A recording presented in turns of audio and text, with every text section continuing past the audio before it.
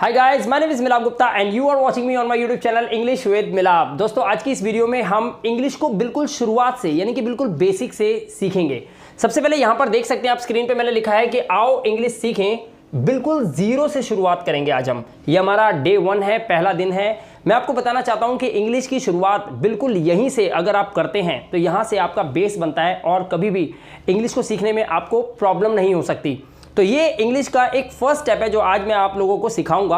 तो वीडियो को पूरा एंड तक जरूर देखिएगा, मेरी ये तमन्ना है। और अगर आप हमारे चैनल पे बार बार आते रहते हैं और चैनल को अभी तक सब्सक्राइब नहीं किया है तो प्लीज चैनल को अभी सब्सक्राइब कर लीजिए, क्योंकि इस वीडियो की सीरीज को मैं बार बार लगातार आप लोगों के लिए लाता रहूंगा। और जो इन वीडियोस को कॉन्टिन्यूसली सीरियल वाइज देखेगा, मैं गारंटी दे सकता हूं कि उसको इंग्लिश को सीखने में बिल्कुल भी दिक्कत नहीं होगी। तो चलिए वीडियो को शुरू करते हैं। तो जैसा कि आप स्क्रीन पे देख सकते हैं, यहां पर लिखा हुआ है सेंटेंस। देखिए दोस्तों, सेंटेंस कोई भी हो, इस दुनिया का कोई भी सेंटेंस हो, वो दो ही तरह का होता है। या तो वो होगा एक्शन का सेंटेंस और या फिर वो होगा नो एक्शन का सेंटेंस। अब ये एक्शन और नो एक्शन का सेंटेंस क्या होता है, ये आपको जानना बहुत जरूरी है। सबसे पहले यहां पर देखिए, एक्शन का सेंटेंस वो होता है जो क्रिया का वाक्य हो, यानी कि एक ऐसा वाक्य जिसमें क्रिया हो। क्रिया मतलब काम का होना, जैसे चलना, उठना, भागना, दौड़ना, खेलना, खाना, पीना, ये सब क्रिया होती है। वर्ब, जिसे हम इंग्लिश में बोलते हैं वर्ब। जैसे सेंटेंस देखिए, तुम बाजार जाते हो, इसमें जाने का काम कौन कर रहा है? तुम कर रहे हो। तो एक काम कर रहा है, सब्जेक्ट के द्वारा किसी काम को करने की बात हो रही है। ऐसे ही रवि आम खाता है, रवि के द्वारा आम के साथ क्या किया जाता है? खाने का काम किया जाता है।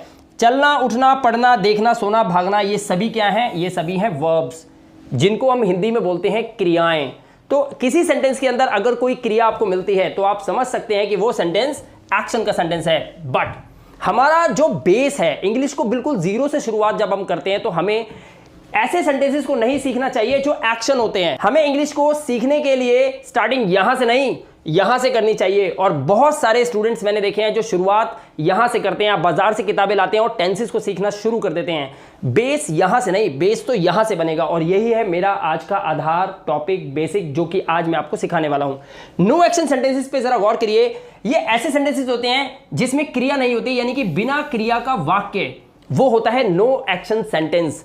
इसमें वर्ब नहीं होती, इंग्लिश में बोलते हैं विदाउट वर्ब सेंटेंसेस। ठीक है, जैसे सेंटेंस देखिए, तुम बाजार में हो। अब यहां पर तुम्हारे द्वारा बाजार में किसी काम के होने की बात हो रही है? नहीं हो रही। सिर्फ एक बात कही है कि तुम बाजार में हो, एक स्थिति बता दी कि बाजार में होने की स्थिति है। किसकी? तुम की। रवि मेरा दोस्त है, एक स्टेटमेंट है कि रवि कौन है? मेरा दोस्त है। लेकिन रवि के द्वारा किसी काम के होने की बात तो नहीं हो रही ना। लेकिन यहां पर तुम के द्वारा बाजार जाने की बात हो रही है, रवि के द्वारा आम खाने की बात हो रही है। इसीलिए ये होते हैं एक्शन सेंटेंसेस और ये होते हैं नो एक्शन सेंटेंसेस। अब आपको पता चला इस दुनिया का